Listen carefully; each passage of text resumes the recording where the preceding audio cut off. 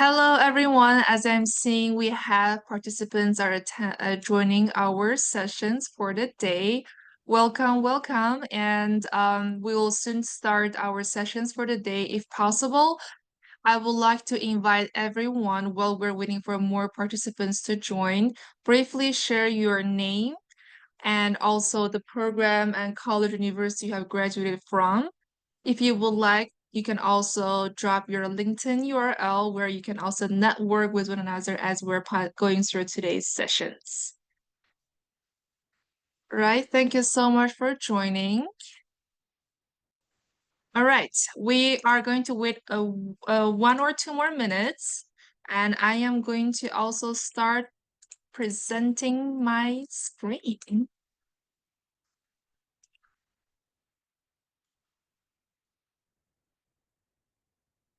All right. Once again, I believe you all can see my screen as I'm sharing my screen. And welcome to today's sessions, Talent Talks Meet the Recruiters. And thank you so much for also participating on our Career Launch Conference 2025 hosted by Devont. Some of you may have joined our session since early morning at 10 a.m. And some of you, this might be your first sessions of the day. Regardless, welcome and congratulations if you're graduating and expect to graduate by the end of the year.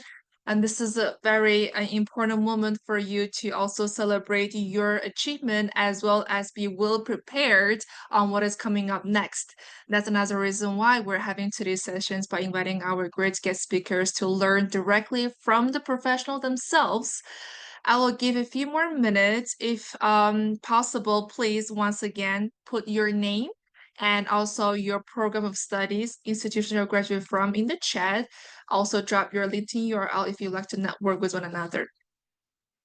Okay, so before I jump into the heavy discussions about the insight directly from the recruiters, I would like to briefly have a quick overview in terms of what we have been covered so far in our today's conference and what is coming up for the rest of the day.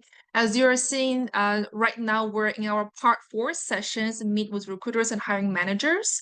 And after today's sessions, we will be also having another session coming up, Networking Cafe.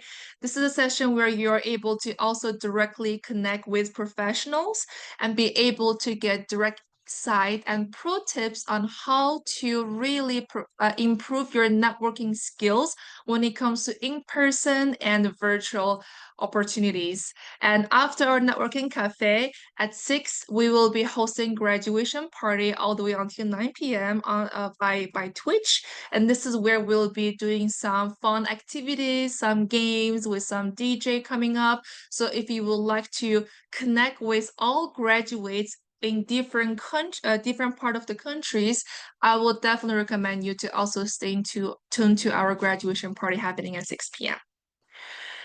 Okay, so that's the rest of the agenda for our graduating conference for the rest of the day. And I would like to also have a quick review in terms of our sessions for happening right now.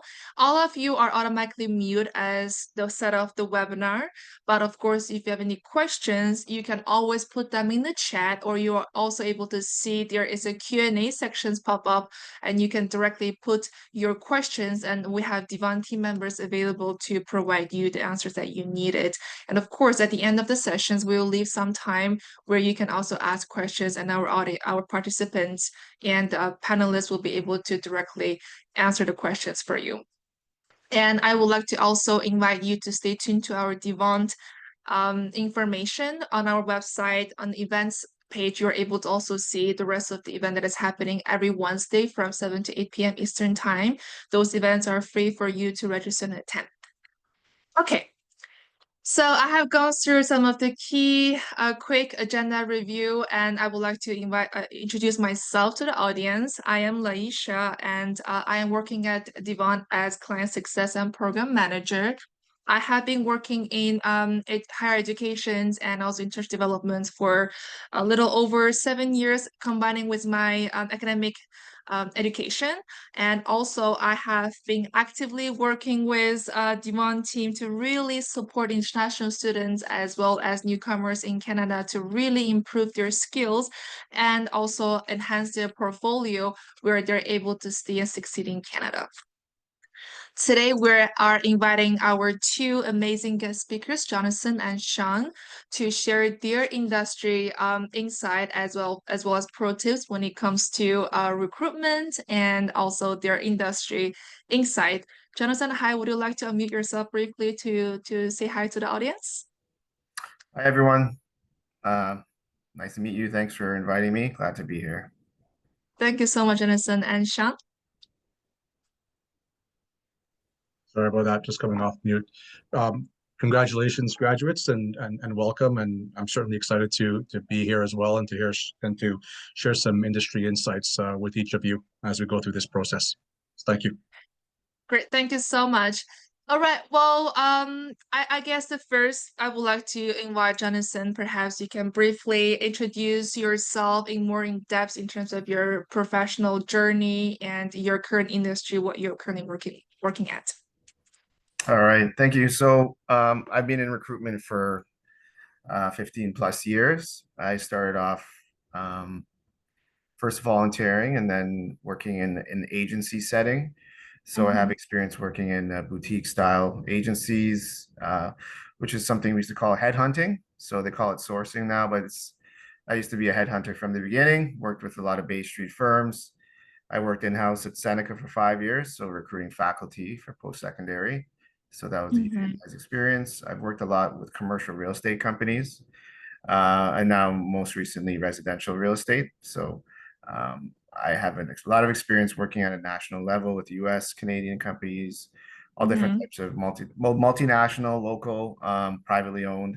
So I've had a variety of experiences within recruitment. So there's probably not a lot of jobs I haven't recruited for. So That is impressive as you're professionals working in the recruitment, and I would like to perhaps start asking you a few questions that I think most graduates would be very much interested to learn, and they can tweak their portfolio and have a higher chance to be able to stand out in the application process and land their dream job. I guess the first question, Jonathan, I would like to ask you from your personal and professional experience in the past, um, what would be the thing that you would really recommend new graduates to include in their resume, or in a way we can say resume green flags? what to include in your resume? Mm-hmm. I would say definitely all your, the basics, your experience, relevant experience, what programs you got graduated in. Make sure, and this is one thing that I learned actually, one really important thing is to highlight your interests and hobbies. A lot of times people forget to put their interests and hobbies on. And so when Mm-hmm. you're interviewing for a role, people could see your experience, they go through your education, but sometimes that connection is made with a common interest or hobby. And sometimes that separates you from the competition, and that, hey, you guys follow the same soccer team, or you guys like to knit, or whatever it is, that interest in that hobby sparks a conversation that can separate you from the competition. It gives also people hiring an idea of who you are outside of the workplace. A lot of times people just look at a resume as black and white, but when you're working with people, you kind of want to Mm-hmm. work with people that you get to know and maybe have common interests with. Thank you for sharing that. I did not know that it is actually recommended to put your interest in your resume. That's something oftentimes has been not really being engaged or recommended by a lot of professionals in the Yeah, past. It surprised it me. was actually told to me earlier in my career, like when I Yeah. have it on my resume, and I was actually was a relocation job, and so they flew me out. Mm-hmm. So they really wanted to get to know me. So he said to me, "How come you don't have any hobbies or interests? Do you have any hobbies or interests?" And I think everybody does. But Mm-hmm. having that on your resume sparks conversation. It makes Mm-hmm. dialogue much more human. So Mm-hmm. it just Yeah. gets it out there of who you are, and it helps Yeah. facilitate a more personalized conversation.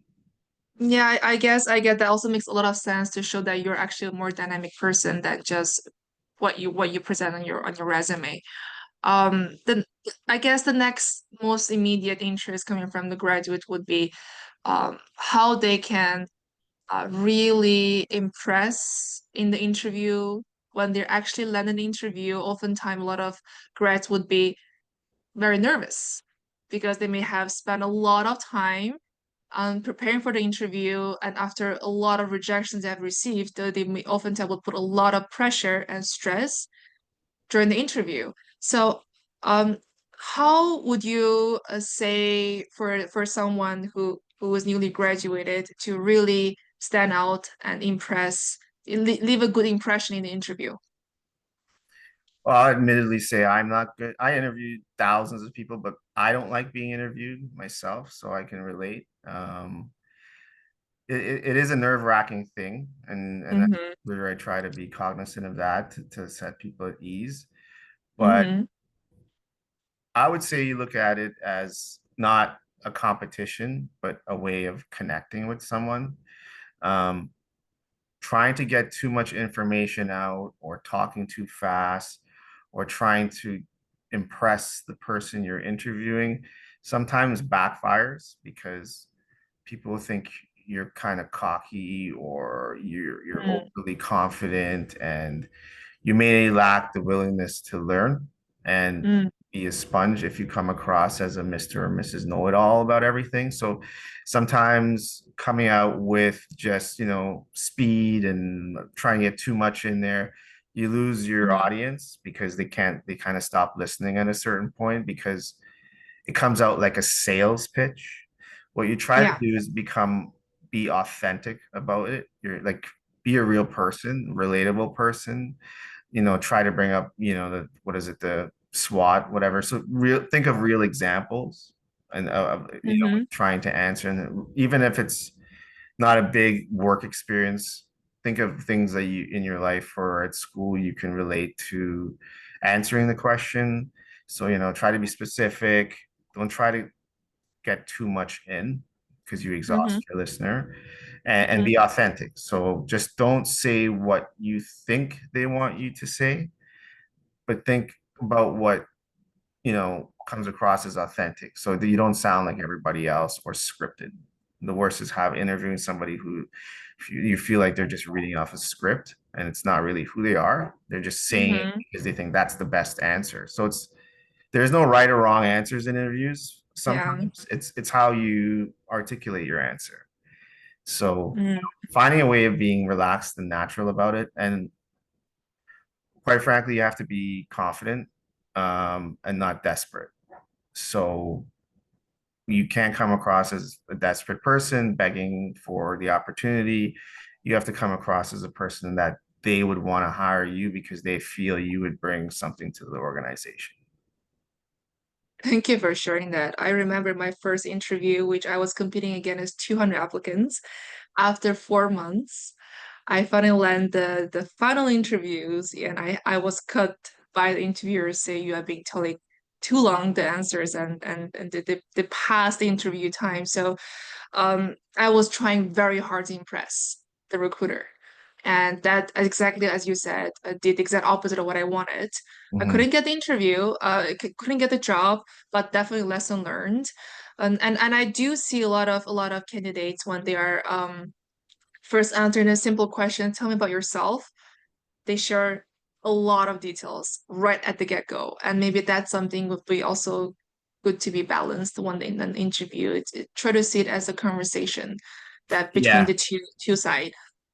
I Yes. find the trick is if the interviewer likes to talk as well. So if you Yeah. find the person you're interviewing with, they're talking as loud as well, that's usually a good sign. Yeah. Thank you. And I think the next question, apart from the resume and interviews, a lot of students would be very much interested to learn what are the best ways to start building experience. I guess right after they graduated and maybe after a certain period of time they graduated, they still haven't got the job, or they're looking for a career change, how they can continuously build experiences as they're navigating through different job search process. Well, that's kind of a difficult one depending on the industry, right? Yeah. Some industries are harder to break into than Mm-hmm. others. I mean, ideally, you'd want to do as much co-op opportunities while you're in school to get those experiences and build those networks. Me myself, I didn't do co-op, and so I was breaking into an HR field with no HR experience. So I was what I did was I reached out to like a university health network, and I wanted to be a volunteer, and so I didn't want to be a volunteer at the hospital like doing something regular. So I got the opportunity to be a volunteer, my time interviewing other volunteers. So I got the opportunity to build my experience interviewing people by voluntarily interviewing volunteers, if that makes any sense. Um, so that was what gave me the opportunity to have interviews under my belt, so that way I could have something to put on my resume, uh, Mm-hmm. so I can get that first opportunity. I would also say, whatever industry you're in, there's usually professional associations associated with it, whether it be for designations or usually they have different bodies that are associated to almost every industry.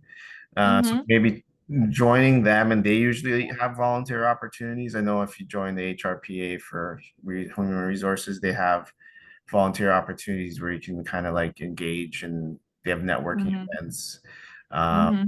and if you can't, I mean, if none of that works, sometimes like, you know, working with a temp agency, Mm-hmm. it's hard in the beginning to break in, but sometimes, if you work with a certain temp agency, you're in the right place at the right time, they'll find a short Mm-hmm. contract for you to get your foot in the door somewhere or meet some people. So that's what I can think of at the top of my head. Yeah, and there must be so many opportunities that if you really put your mind into it, and that's where Yeah. you can find, even by a simple Google search, there are a lot of opportunities if it's not paid based, as you mentioned, volunteer based, that you can lead to a portfolio that you can build your experience and stories and case studies that you can really show that you are someone who is Yeah. experienced in the industry. Yeah. It's getting Mhm. that opportunity to work with an organization in the Yeah, industry or networking with people who work in the industry, because a lot of times it's who you know, it's how you get yeah. the job, right? So Yeah, exactly. So you mentioned about the importance of really understanding the industry you are currently at and how you can build your experience accordingly. But if there is any sort of essential skills that you would recommend new graduates that they should definitely pay attention to build that apply to different industry, what are those essential skills would be? I think being able to, you know, write professionally, sometimes people are very casual, like text message type of messages when corresponding for a job. You kind of have to be not totally formal, but at least not use like short versions of words and spell out Mm, words and try to be grammatically correct, because it's a reflection on how you would be as an employee, and then it's a reflection of how you would represent the company if you're a customer facing company. So just keeping in mind that it's better to be more professional when writing messages and yeah. emails, and also in being able to have like engaging conversations. I think Mm-hmm. we've all moved to a time where people get freaked out when they get a phone call, or they just expect everything to be either a text or a message or something Mm-hmm. automated. But sometimes in our industry, we have to pick up the phone and call somebody, and we have to have a conversation, and we have to Mm-hmm. negotiate, and we have to figure things out on the fly. And so Mm-hmm. being able to have those conversations and engage with people, and then in an interview, so being confident enough to look at people face to face and not look down, and be able to have a good social conversation. I think that separates Mm-hmm. a lot of people who may have not had that experience to be a bit more social when it comes to the process, and Mm-hmm. and inviting and friendly. Mm-hmm. Mm-hmm. I guess a lot of things that you have mentioned are also the professional etiquette and overall that is expected in Canada in general that you should be able to maintain good, clear communication when it comes to emailing, messaging, whether it's on LinkedIn or internal Teams messages. You always want to make sure that you remain your professionalism overall. And another thing, Jonathan, you mentioned is be able to actively listen and engage in the conversations that you are having with professionals. Those are the Yeah. basic etiquettes and really And important. going back to being authentic, right? Yeah. Like just like people don't say what you think people want you to say. Say what you want to say and, be yourself because Mhm. being scripted is the worst. And then, follow through to your word. If you say you're going to show up to an interview, show up because once you start, building that reputation of ghosting and not following up or not, it spreads throughout the It industry. does. You you don't want to be having that over your head. Just be honest. If you Hmm. can't reach, go to an interview. Just let's message somebody and say, "Hey, I can't make it," instead of just Hmm. ghosting people and not showing up and Hmm. playing those type Hmm. of games. Yeah, absolutely. Um, and you mentioned a little bit about sort of work in the skills in your industry, specifically in the recruitment and HR. I guess if you have any sort of recommendations that you can provide for the applicants or grads who wants to pursue a career in HR recruitment, how would they really stand out, let's say from their materials when it comes to resume, cover letter to all the way up getting into the network and be able to connect with the professionals in your industry? Specifically for recruitment? Yeah. Oh, I don't know. It's a hard one because in my industry, a lot of people fall into recruitment.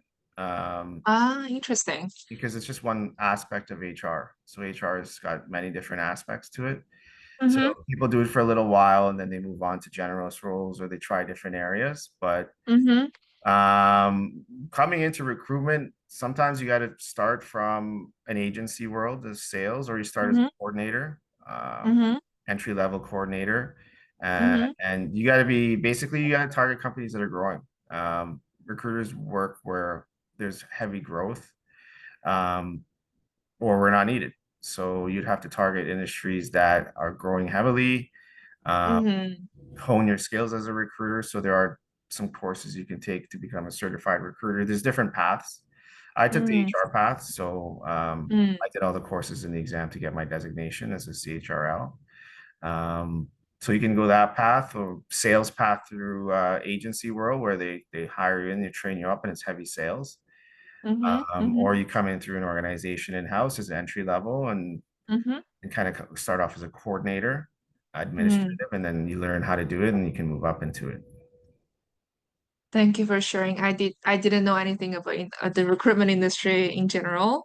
And I sort of recommend those from the audience today who wants to explore the recruitment industry.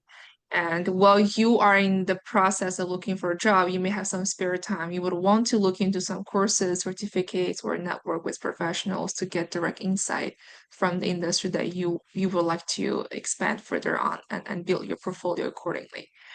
Thank you so much, Jonathan. I would like to also leave some of the questions and time for Sean, if possible. Of course, we'll get back to you at the end for the Q&A session as well. Perfect. Thank you. Thank you. All right, Sean, same as Jonathan, if you can briefly share your experiences and your industry in more in depth with the audience today. Sure. Yeah, no, I appreciate it. So I work currently, I'll tell you a little bit about the company I work for and then what my role and responsibilities are within that organization. So the company I work for is called Assurant. So by DNA, sorry about the background noise of the phone is ringing. I'm boarding No someone's problem. office over here. Just I'm an offsite event. Um, Assurant by DNA, we're an insurance company, but we're not your typical Mhm. P&C insurance company. We're actually, how I describe it, is an innovative, disruptive technology company that really provides risk management solutions and services Mhm. within the telecom industry, the automotive industry, and also the financial services industry. Assurant, we're a Fortune 500 company, so we're publicly traded on the New York Stock Exchange. We operate in over 21 different countries and have around 21,000 employees. In Canada, if I distill it down, we've been in business for about 55 years, providing various services across telecom, automotive, and financial services. What I'm responsible for is what we call connected living. And so when we think about connected living, I work very closely with the folks like Apple and Samsung, so large OEM brands within the mobile space. I work with every single mobile carrier and operator here in Canada, so the Rogers, Telus, Bell, Freedom Mobile, Videotron, etc. Also big box retailers that market and sell mobile devices. And the role and responsibility that I have within each of those accounts, if you will, is to help them with their acquisition and retention strategy, right? And what I mean by that is that everybody has a mobile phone on who's participating in this call. You might be one of the big three carriers, Rogers, Telus, Bell, or you might be someone that has Fido, Virgin Mobile, Freedom, etc. They have products such as device protection. So whether it's Samsung Care Plus, Apple Care, whether it's a protection that you purchase from the customer, from the carrier, you may have participated in a trade-in program. You may have participated in a trade-up program. You may have participated in Telus Bring It Back or Rogers Save and Return. All those products that you see within the wireless world, a company like Assurant, we provide those products to the carrier. And so if you take a look at, for the Samsung users on this phone, you'll be familiar with the product Samsung Care Plus. So I developed Samsung Plus for Samsung. So I did that back in 2018. And then we basically white label it for Samsung. So Samsung calls it Samsung Care Plus, but Assurant, we underwrite and administer that product for Samsung and their customers. But I was part of the call it inventor team, if you will, right, to actually design, develop, and bring that product to market. And so when we think about device lifecycle, those are kind of the areas that I play in from a telecom perspective. That is impressive, and I think today all the Samsung users from the audience had learned something secret from you today. Yeah. And thank you so much for sharing. It's very impressive. I guess you're in the industry that is very dynamic and always in transition, in change. And if you can share what trends that has been dominantly reshaping your industry and how the grads or someone who is new in the industry can keep up with it. Yeah, that's a good question. So, if I think about like the mobility, right? That's an ever evolving and rapidly evolving industry. But what I've noticed that I can touch upon maybe three big trends. One is called, what I would call device as a service model. So customers today, they're shifting away from device ownership and more towards subscription-based services. So basically, I mentioned, products, programs such as a Telus Bring It Back, where you're not owning the device. You actually you're leasing the phone and you're going to bring it back, in 2 years in good condition. But then what other services or products can I bundle with those products? So things like upgrade options, tech support, Norton antivirus, things like that. We're starting to see a lot of trends moving towards device as a service and away from actually owning the actual product. You see that in the car industry, in the automotive industry as well, right? Where you see a lot of leases, lease to own, right? Or when you lease your car, you've got to bring it back, right? And the objective there is to create retention, right? You want to keep that customer for life, essentially. And the only way to do that is to incentivize them to kind of buy low at an entry price, but allow them to continue to upgrade their vehicle or their phone in this particular case every 12 or 24 months. The second trend that I would say that I see is the circular economy or sustainability aspect of it. So when we look at trade-in programs or refurbished devices, those are really becoming critical to this market and to this generation. People are becoming more aware of the environment, that climate change is not a hoax. It is actually real. If I told you the amount of phones that in today's day and age how much end up in landfills, you fall off each year. It's berserk. So we're trying to do our part through trade-in programs to give those devices a secondary life to avoid them having to end up in dumpsters. Essentially, most people have spare devices sitting at home doing nothing. And people are reluctant to really get rid of them or trade it in for reasons due to concerns around privacy, data wiping, and things like that. So what can the market or the industry do better to be able to pull those devices out of your drawers, trade them in, and then allow the experts to data wipe them with a certificate behind it, and then give those devices a second or third life. And then the third trend I would say that we see is, what we call digital first service expectations with flexibility, right? So customers, the generation today really expect seamless app-based support for any types of services, right? Nobody likes to sit on a call, dial in that 1-800 number and then wait an hour and a half for someone to answer their phone, nor do they want to go through, 20 different, buttons to press through an IVR or a chat bot that only gives you stock answers, right? So the ability to have a digital experience, but with flexibility and enough, I guess, enough intelligence to be able to predict what that customer might want to get out of that phone call, and also to be able to have kind of a first call, final call scenario where that customer gets the service that they actually expect. So those are the types of barriers that AI is addressing today, but needs to do better. And so those are the three trends I would say that I see today in our particular in your industry. Yeah. Yes. And first of all, for those who are expecting to join and start a career in this industry, you get the shortcut to learn about those trends from Sean directly. And I guess a second part of my question, Sean, thank you for sharing, is how would those who are very new to the industry and can learn as fast as possible and adapt to those changes? Yeah, I think part of it is, being able to stay informed, say, um, the job seekers should really kind of be up to date speed on the trends. And they can do that by following or reading about tech blogs, keeping up to speed with sustainability initiatives. So a good website, for example, so if you want to think about tech blogs, I frequent, a website called Mobile Zero, right? So I kind of read that every single day, probably twice a day.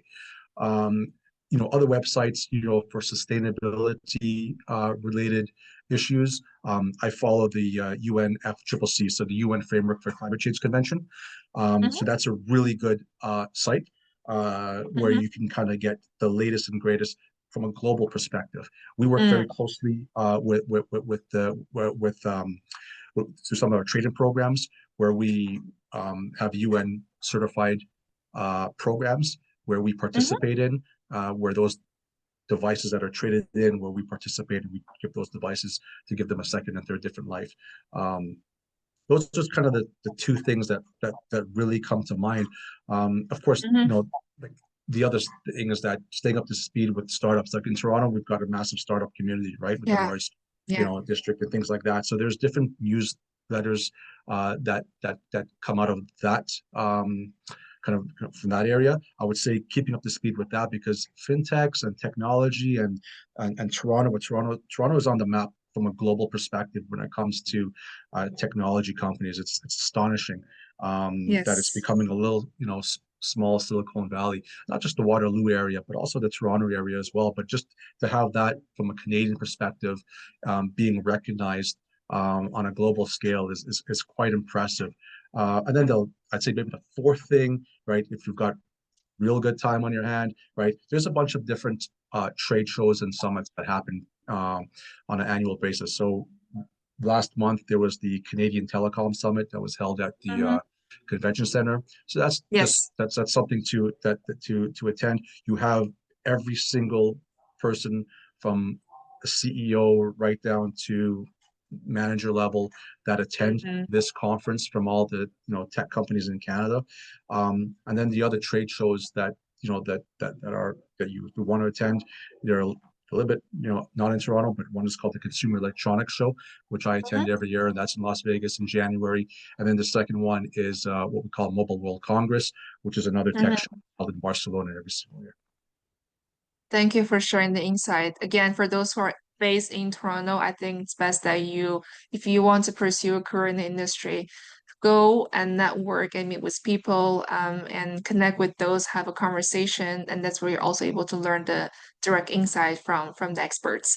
Thank you so much, Sean, for sharing the industry trends and also some of the insight on how to adapt to the changes in your industry. Going back to your personal journey, I would like to learn in terms of what exactly that what was the pivotal moment for you that you have changed your career pursuit to the leadership position? If you can share a little bit about your personal and professional growth in the industry and your current position, that would Yeah, be it's an great. interesting, yeah, Yeah. for sure. That's an interesting question. So, I mean, first, I mean, what makes this role exciting for me is that, you know, work for an insurance company. And to be honest, like when you say that, it doesn't sound really exciting, right? But, I always, Mm-hmm. like I said at the top of the call, that we're, an innovative, disruptive technology company, right? And so that's Mm-hmm. exactly what we are. So we're not just focused on, insurancy things, and that may excite other people. That's great. Um, Mm-hmm. but I think it's not no day of mine is ever the same, right? And a key turning point, I would say, in my personal career was before working at Assurant. I spent a decade working at Sony, and Sony once upon a time had mobile devices, or they still have mobile devices, but certainly not in Canada anymore, but Mm-hmm. under the Xperia brand. So I helped launch that in Canada. But turning point was kind of moving from an account manager role into more of a business development role. Um, and this industry, I always say it's like a sports league where everybody generally knows everybody. So similar to what Mm-hmm. Jonathan was sharing earlier, right? It's kind of how you conduct yourself, right? How you manage your relationships professionally and personally, they matter. It's about building your brand, right? Because Yeah. how you treat others, the trust you build, and the credibility you build is basically your currency that you carry for the rest of your life. So what's helped me is that don't spend that currency recklessly. Don't trade it in for a bag of chips, right? Having this currency really resulted in people around me vouching for me and advocating for me without me even knowing about it. So when I was at Sony, I managed a team of 12. Now I'm here at Assurant. I have a much larger team and an organization. But those are the things is that, you have currency, you have to be able to recognize it. And Mm-hmm. Mm-hmm. the last thing I would say is that how you conduct yourself through your social media and tweets, that also matters.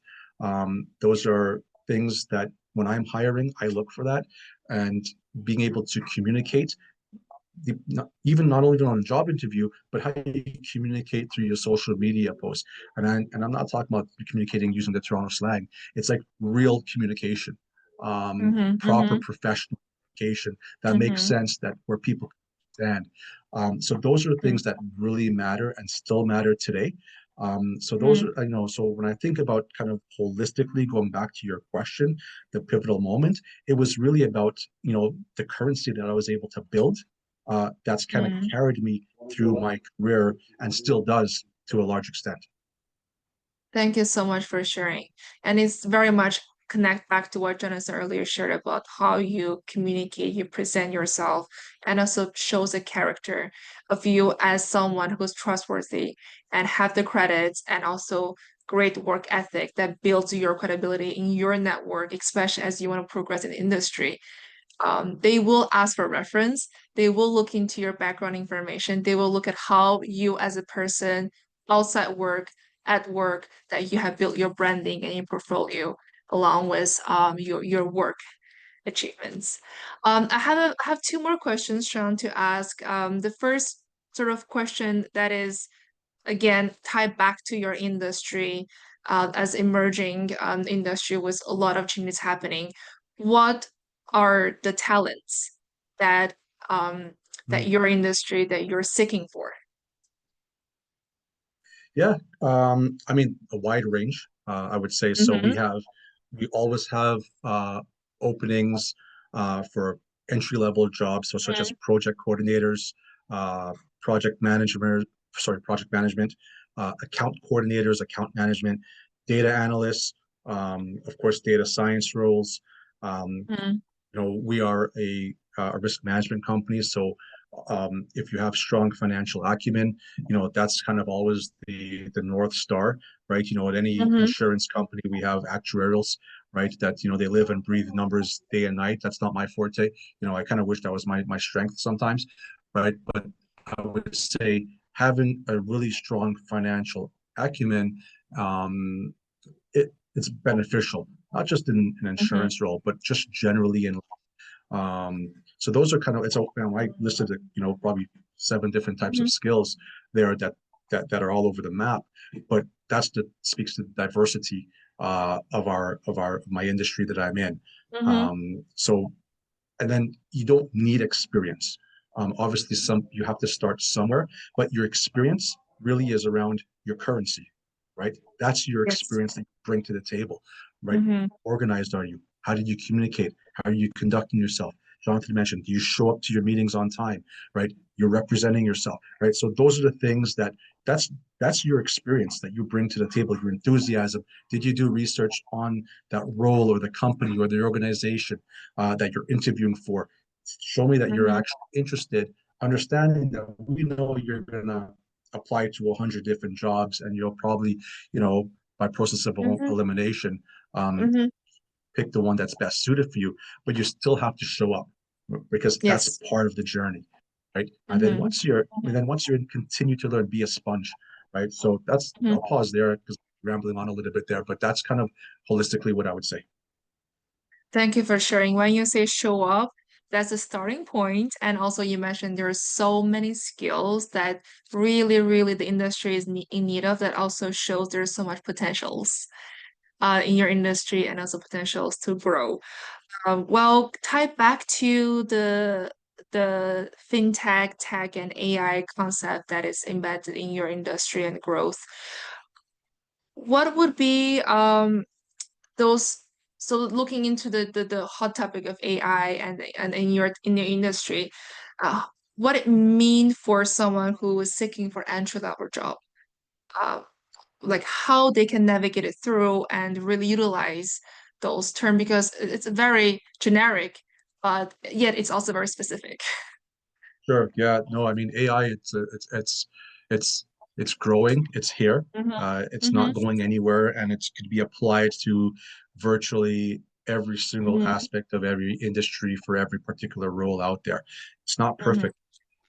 So there's still a necessary requirement for human intervention. But at Assurant, AI and automation are really transforming everything. Things that we do, how we detect fraud in trade-in programs, how do we automate device grading and customer claims when people are calling in, I have a broken screen, broken phone, I lost my phone. How do I know you really lost it and you're not just hiding it at home and want to get another device, right? So we're using AI and automation to really kind of reduce fraud and false claims, right? In these types of Mm-hmm. scenarios, we're inputting this technology not only through digital apps where the customer can Mm-hmm. self-serve. We're also putting them and embedding them at the retail front as well. So if you walk into a Best Buy, you walk into a Walmart, you walk into Rogers, Telus, Bell, etc., that they have automation through Mm-hmm. their point of sales system to be able to go through those same scenarios with you. And then the reality is that AI really helps us, move faster, reduces risk, and offers a really kind of smarter customer experience. Um, so for the folks on the call, I would say being comfortable using tools that analyze, automate, and personalize is always really important. And that's not to say, and I'll say that with a caveat because we don't want to use ChatGPT for everything we do, right? And that's the biggest fear that we're kind of moving and consulting, you know, OpenAI or Yeah. DeepSeek or any of these other to an extent where they're making decisions on our behalf. That's not what we want, right? We don't want the human component to be eliminated. You have to be able to have, use what you learned in the last 4 years in school and apply that, right? Don't rely on technology that's still in the works, still in beta, right? And still has a Mhm. ton of improvements to be made. We were able to determine and distinguish between that when people are interviewing with us. Um, so that's what I would say in terms of some of the things in terms of how AI is changing our field and what it means. Thank you so much for sharing. And I actually attended another webinar, in-person session actually. They talk about AI in marketing and just understanding AI and in different industry.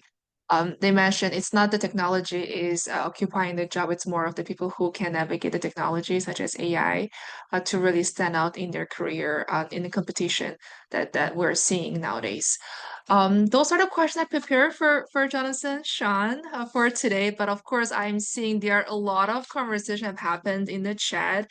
I don't know, Susha from Devon team, has there been any questions that is directed towards Sean or Jonathan? We can open up the floor for questions. Wonderful. Absolutely. I can go through. We've got some great content today. Thank you Mhm. so much, Sean and Jonathan, for sharing your advice and expertise.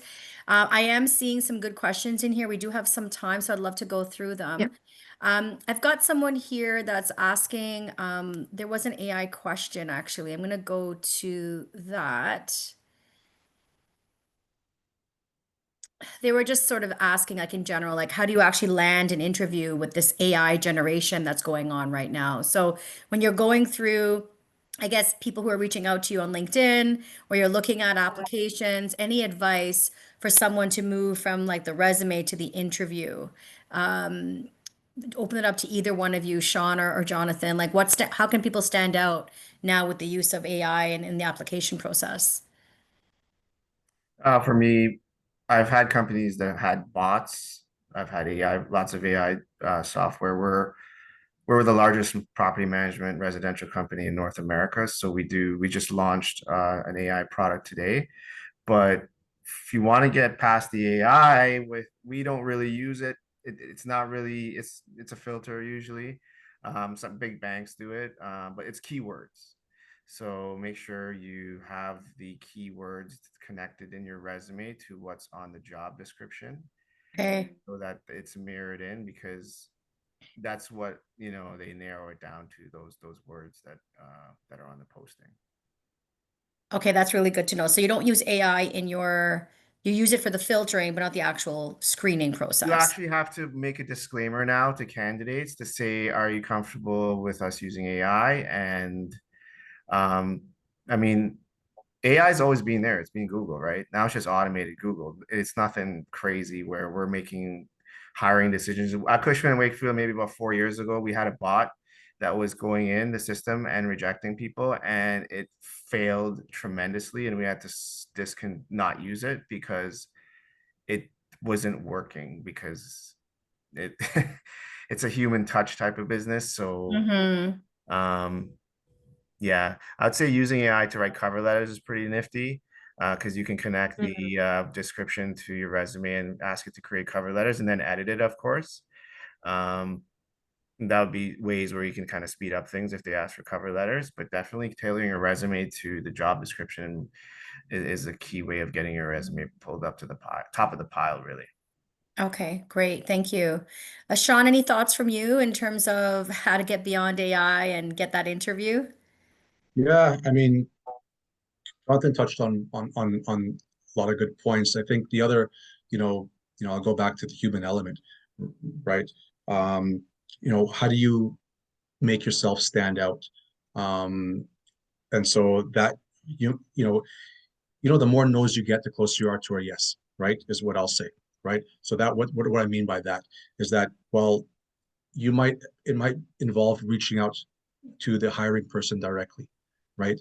Finding out who they are, through various resources, where maybe it's LinkedIn, maybe somebody within the organization that could that you could use some of your currency to land a conversation, take that person out for a coffee, book a 30-minute phone call, informational session.